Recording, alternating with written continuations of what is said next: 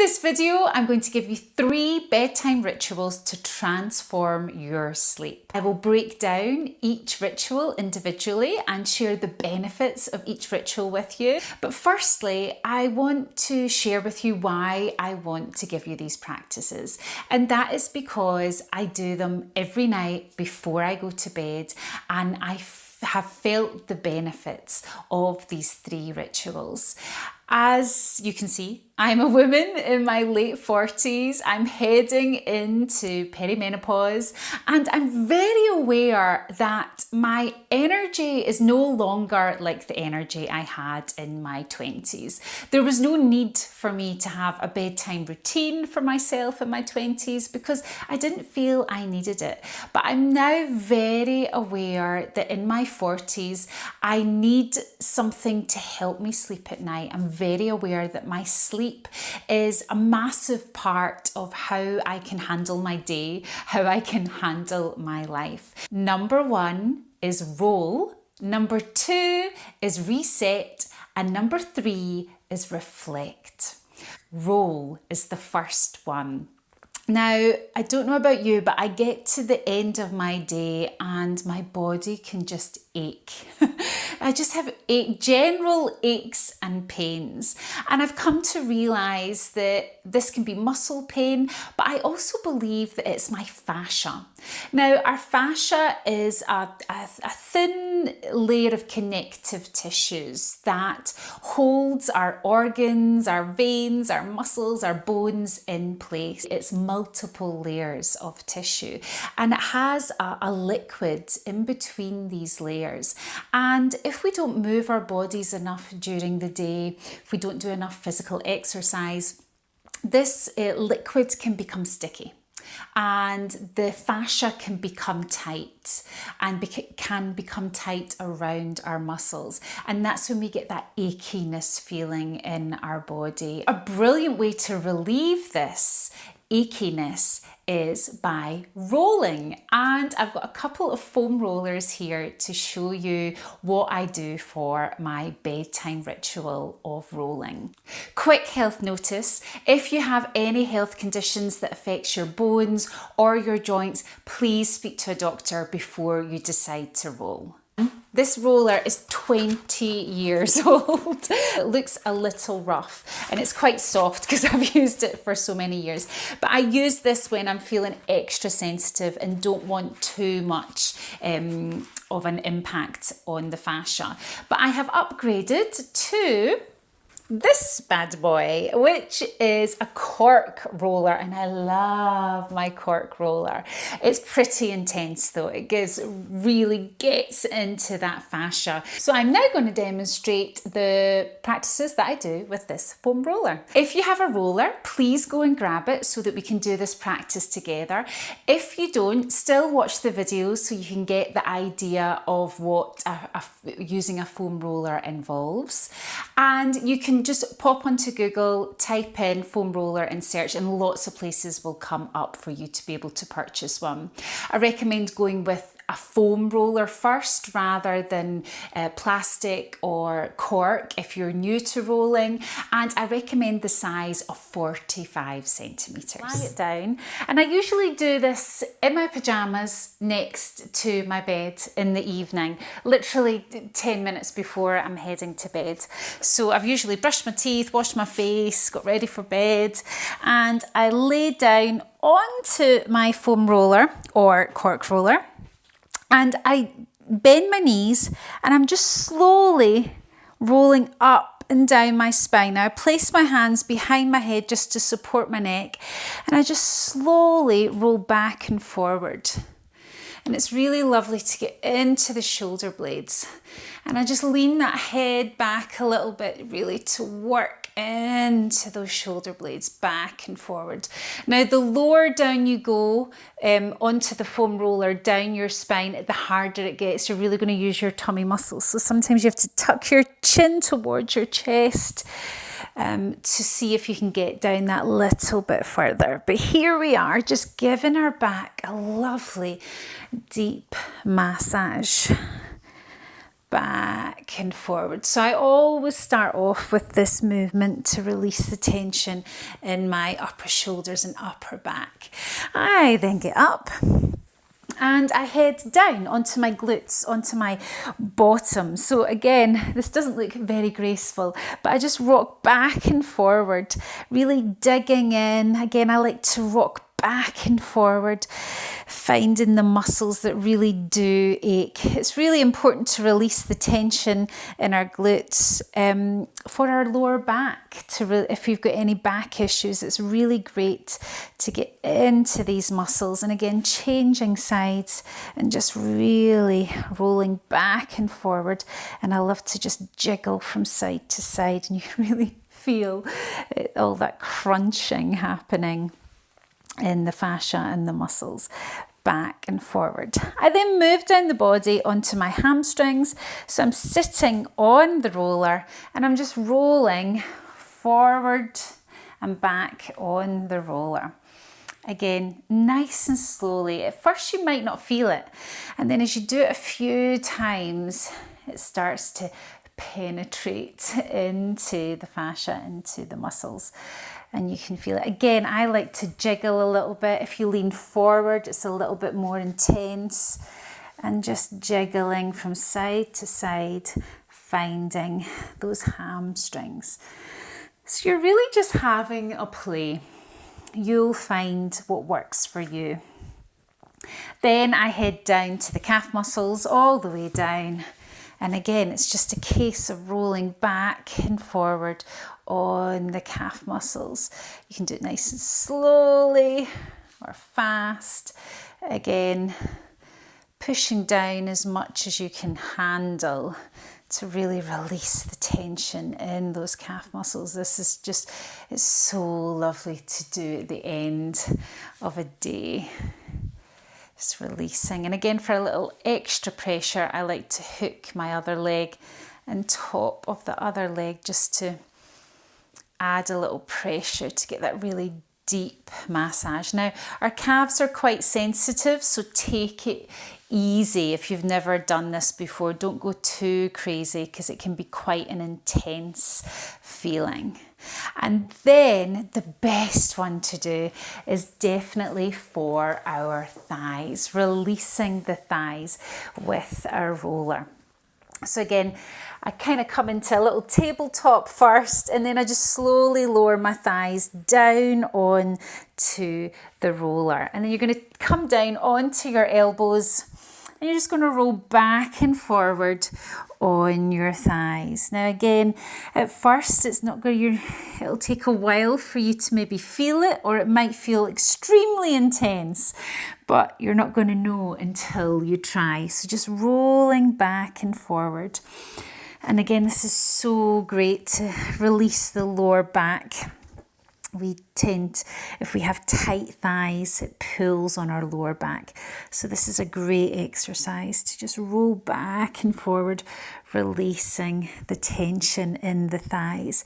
If you feel that this isn't enough, you can do one leg at a time. So I just scoot the roller to the side, take one leg off, put one leg on with the thigh, and then I just roll back and forward, bending up onto this knee, just to give myself a nice strong base as I roll back and forward. And again, I'll tend to go to the outside of the thigh, where it feels really nice and intense, and then the top of the thigh. And then to get the inside, I just take that leg out a bit and just roll. And now just be careful of your knees. Don't come down too far. You don't want the roller on the knee. So just the thigh muscle, and just working out those kinks in that thigh, and it just feels amazing. So we're just releasing the fascia, the tightness in the fascia, giving it a nice deep stretch. And that is the end of ritual 1, which is roll. So let's move on to ritual 2, which is reset. Now, resetting is all about resetting our posture for the day. You may have been hunched over a laptop all day, you may have been driving all day, you may have been sitting down all day. So it's really important to reset our posture before we go to bed so that we're not going to bed all stiff and achy. Now, usually I've finished my rolling, my thigh rolling, I come back and up, and all I do is tuck my toes under. Tucking my toes, and I sit my bottom back onto my heels. Now, this is an extremely intense stretch for our feet. So again, go into it carefully, take your time. But this is really fabulous for our feet, and our feet thank us for this, especially if you've been on your feet all day, or if you've been wearing high heels or uncomfortable shoes. You're just going to get a deep stretch in those toes and in the ball of that foot, just resetting the foot before we go to bed. Then I pop off the toes, and then I just push myself back and up into a forward fold. So leaning all the way over and just really relaxing that upper body, letting the spine extend, really letting that head be nice and heavy. And again, resetting the spine. I get a couple of cracks and cricks as I do this, as my spine expands, as gravity helps my spine lengthen out of my waist and down to the earth. And I just have a little jiggle here. Then I take a nice deep bend in the knees. If there's no osteopenia or osteoporosis in your body, you can tuck that chin towards your chest and slowly roll up the spine. But if there is osteopenia or osteoporosis, you're going to stick that bottom out as far as you can. You're going to bring your hands to your waist, and you're going to look forward, and you're going to flat back up and out, pushing down into those feet. Then once you're standing up nice and tall, I just want you to imagine you're stacking your joints on top of each other. So the shoulders are over the hips are over the knees are over the ankles. And most importantly, that your ears are over your shoulders. So again, we're just realigning our posture, resetting our posture before we head into bed. And just take just 10 seconds just to really focus on those joints, how they're stacked, and those ears over the shoulders. Then the next muscle group that I decide to stretch is my glutes. So again, we've done some nice rolling to release them, and now we're just going to give them a nice gentle stretch. Again, this is important if you've been sitting all day or if you've been driving.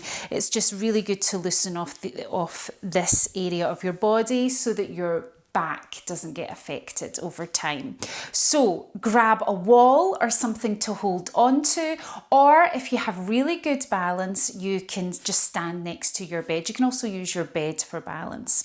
And all we're going to do is plant those feet nice and solid into the ground, and then I just pop my leg off, and I just cross it and I place it over the lower part of my thigh on the other leg. And I turn this supporting foot out a little bit to find balance.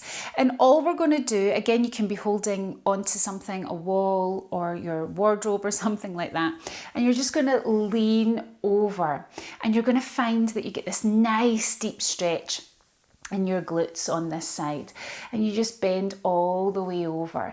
Now, if you're quite flexible, you can even see if you can get your hands all the way down to the floor as you bend that supporting knee and really lean forward into this stretch. Again, you may not need to go far. You may need to just stay up here. This might be enough of a stretch for you. And again, you don't have to do it balancing. You can definitely hold on to something, but it's about that, just that leaning over to get that nice deep stretch. And then let's try the other leg. Again, grounding, holding on to something, bringing that leg across, and then just leaning over. And it just feels so good to release this area here, our glutes. Over we go, breathing. In and out through the nose again. If you're feeling flexible, you can see if you can get those toes to the floor. Hands to the floor, fingers to the floor. And slowly making your way out of the pose. Good. Have a little shake. And then the last stretch I do before bed is thigh stretch. Now, we can get tight thighs during the day, and what that tends to do is if our thighs get tight, it starts to tilt our pelvis forward and it starts to cause back pain. So again, I can get to the end of the day and I can feel that my thighs are just achy. So that's why I like to roll, and then I like to reset them before I go to bed. So again, you've probably done this stretch before in PE class as a kid or when you go to the gym, but you're just going to transfer your weight into one leg and you're going to see if you can grab that ankle. Again, you can hold on to something. You're going to grab that ankle and you're just going to pull it towards your bottom, that heel towards your bottom. You're going to make sure that the kneecap is facing down. So we don't want it up here. We want the kneecap down towards the floor. And you're just going to put a little pressure on that ankle to pull that heel towards the bottom. And you get that lovely deep stretch down the front of the thigh. If you can, think about tilting into this hip, pushing that hip forward just a little bit to deepen that stretch. And that feels really good. I do this for about 30 seconds each side. Release, let's try the other leg. Grab that foot. If you're having difficulty grabbing that foot, remember to hold on to something and just take the foot out to the side. Bend that supporting leg until you can grab that foot and then pull it into the bottom. And again, breathing here. If you're wanting to work on your balance as well, you can bend and stretch that supporting leg a little bit, up and down. Again, tilting that pelvis forward and sending that knee straight down to the floor. And just taking a couple of breaths here. In and out through the nose. And then release. And then that's me. I'm ready to jump into bed. So that is the second ritual, which is called reset, where we reset our posture at the end of the day. So when we wake up in the morning, we're already aligned, ready to start our day. The third ritual is reflect. Now, once you're all cozied up in your bed with the covers up nice and tight, this is usually when we're trying to get to sleep and our brains start taking over and going, what did I not get done today? And I'd like to flip that. So the question I always ask myself is, what went well today? And this gives you a lovely opportunity to go through your day from beginning to end, finding moments that went well. And I know sometimes we have hard days really tough days where we feel nothing has gone well. But actually, when you take the time to ask yourself this question in the quietness of your bedroom, something will come up that went well. It might have been a really good cup of coffee. It may have been that someone held a door open for you.